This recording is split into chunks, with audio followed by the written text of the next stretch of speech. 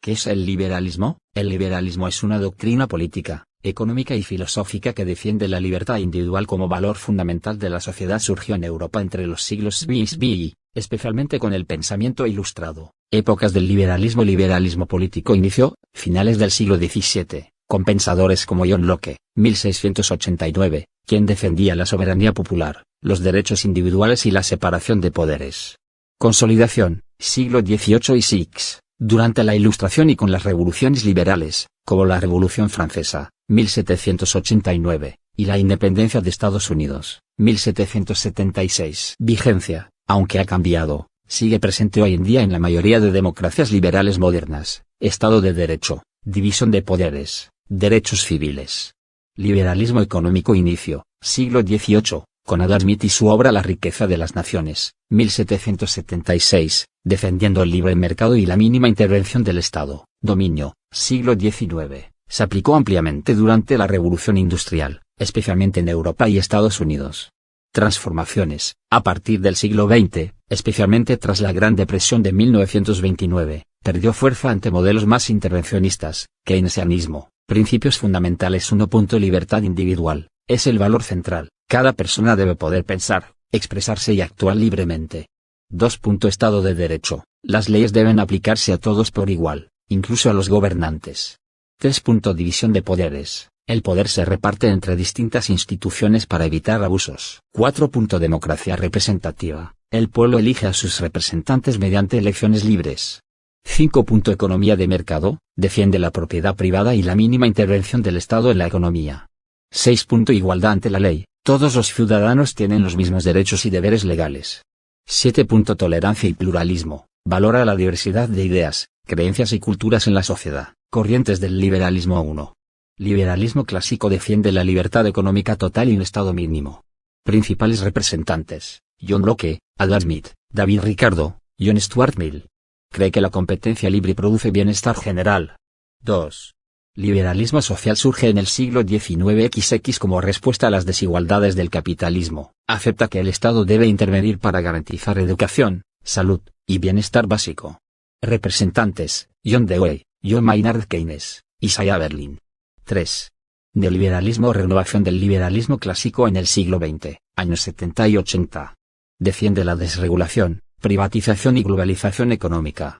Figuras clave: Friedrich Hayek, Milton Friedman, aplicado en gobiernos como los de Ronald Reagan y Margaret Thatcher. Liberalismo político vs. Liberalismo económico. Liberalismo político, prioriza los derechos civiles, la democracia y la participación ciudadana. Liberalismo económico, promueve el libre mercado, la competencia y la propiedad privada. Aunque están relacionados, no siempre coinciden. Por ejemplo, un país puede tener libertad económica sin plena democracia, o viceversa. Críticas al liberalismo: se le acusa de generar desigualdad económica al privilegiar la libertad de mercado. El liberalismo clásico fue criticado por no abordar adecuadamente las necesidades sociales de los más desfavorecidos.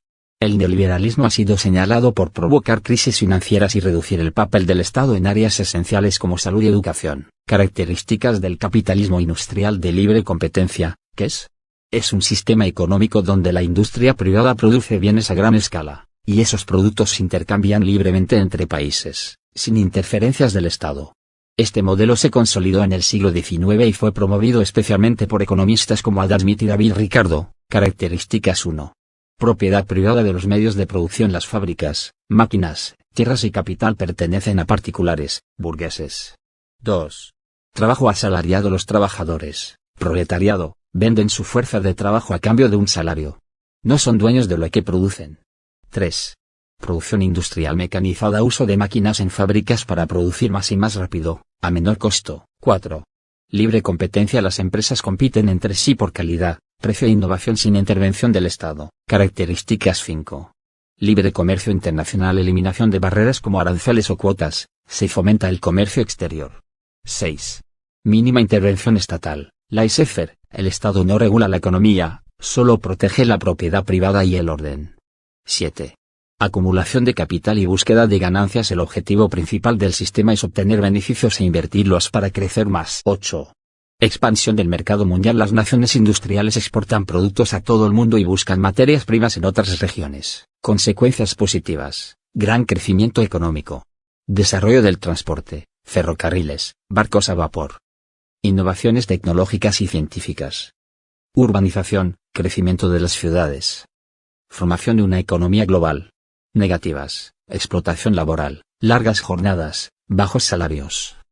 Crecimiento de la desigualdad social. Condiciones de vida precarias para la clase trabajadora. Expansión del imperialismo, las potencias industriales dominan otras. Causas 1. Revolución industrial. A partir del siglo XVIII, especialmente en Inglaterra, se desarrolla la mecanización de la producción, lo que multiplica la capacidad de fabricar bienes. Las industrias textiles, metalúrgicas y de transporte impulsan el crecimiento económico. 2. Acumulación de capital. La acumulación de riquezas, por comercio, colonias y tierras, permitió inversiones en fábricas, máquinas y tecnología. La banca y las finanzas crecieron para facilitar este proceso. 3. Aparición de una clase burguesa empresarial. La burguesía, que ya había acumulado poder económico, empieza a liderar el proceso productivo y a exigir libertad económica para expandirse. Causas 4.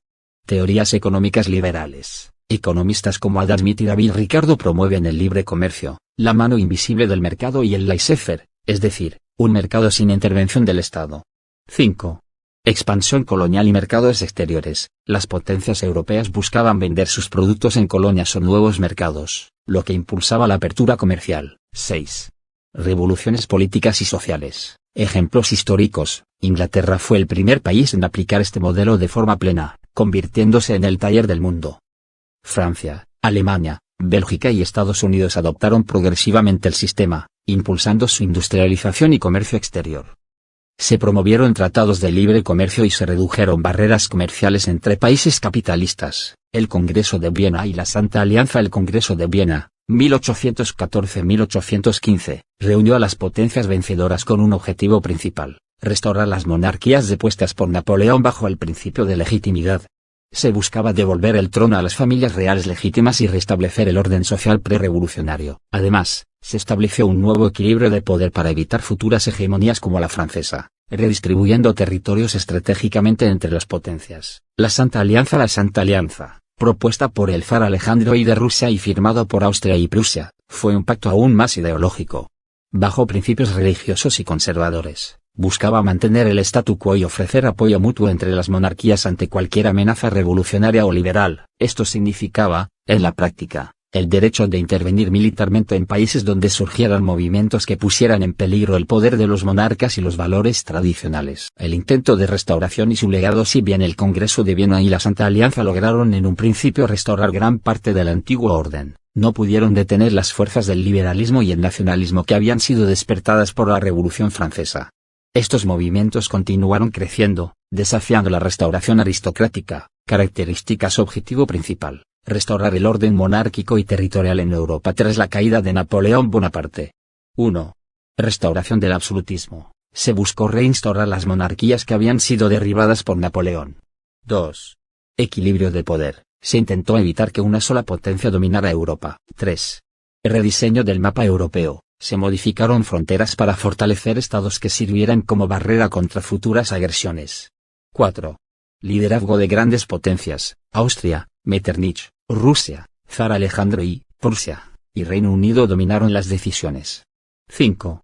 Legitimismo. Se restauraron las dinastías legítimas, es decir, aquellas que gobernaban antes de la Revolución Francesa. Las olas del nacionalismo europeo, 1820, 1830, 1848. El siglo XIX fue testigo de una serie de poderosas oleadas de nacionalismo que sacudieron Europa.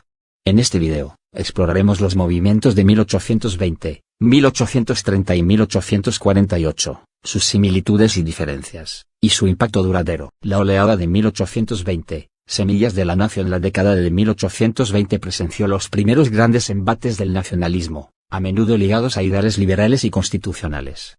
En España y Nápoles, surgieron levantamientos que, aunque sofocados por la intervención de las potencias de la Santa Alianza, demostraron el creciente descontento con el absolutismo. Un caso emblemático fue la Guerra de Independencia de Grecia contra el Imperio Otomano, que, con el apoyo de potencias europeas, logró la autonomía y se convirtió en un símbolo del nacionalismo romántico y la lucha por la libertad. La oleada de 1830, el liberalismo se une al nacionalismo. La Revolución de 1830 en Francia, con su trasfondo liberal, inspiró movimientos en otras partes de Europa. Bélgica logró su independencia de los Países Bajos, uniendo el sentimiento nacional con la búsqueda de un gobierno liberal propio. También hubo levantamientos con fuertes componentes nacionalistas en Polonia contra el dominio ruso y en varios estados italianos buscando la unificación, aunque estos fueron reprimidos. La oleada de 1848, la primavera de los pueblos 1848 fue un año de convulsión generalizada, conocida como la Primavera de los Pueblos. Las demandas nacionalistas se unieron a las aspiraciones liberales, democráticas y, en algunos casos, sociales. Hubo levantamientos significativos en los estados alemanes buscando la unificación, en el Imperio Austriaco con demandas de autonomía para húngaros, checos y otros pueblos, y en Italia con el objetivo de la unificación. Voz en off, continúa, aunque muchas de estas revoluciones fueron finalmente sofocadas, dejaron una profunda huella y demostraron la fuerza imparable de los sentimientos nacionales. Conclusión general. Durante el siglo XIX, Europa vivió una intensa lucha entre las fuerzas del antiguo régimen, representadas por la restauración monárquica del Congreso de Viena y la Santa Alianza, y las nuevas ideas surgidas de la Revolución Francesa y la Revolución Industrial. Por un lado, el liberalismo político defendía las libertades individuales, la soberanía nacional y los sistemas parlamentarios, mientras el liberalismo económico y el capitalismo industrial de libre competencia impulsaban la economía de mercado, la propiedad privada y la iniciativa individual. En respuesta a los intentos de restauración absolutista, surgieron los movimientos nacionalistas y liberales de 1820, 1830 y 1848, que expresaban el deseo de los pueblos por unirse como naciones soberanas y establecer gobiernos representativos. Estas oleadas revolucionarias mostraron el agotamiento del sistema impuesto en Viena y marcaron el ascenso imparable del capitalismo, el liberalismo y el nacionalismo, pilares del mundo contemporáneo.